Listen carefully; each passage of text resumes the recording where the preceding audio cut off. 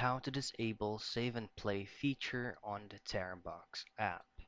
The first things first is access your Terabox application and make sure that you're currently running with the latest version of the Terabox. Now once you're here, this is going to be your home page or your dashboard. So all you have to do is to locate the three lines which is going to be at the top left portion of your screen. Tap on that, and then in here you do not have to go to settings, so there is no actual or direct option like save and play feature. But what you need to do is go to automatic backup.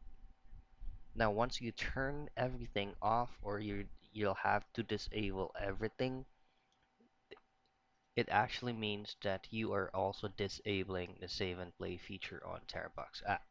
So this is the only option that you can do.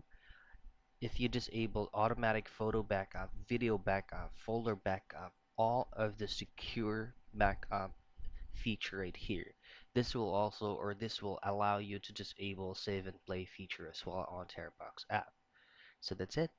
That's how you disable save and play feature on Terabox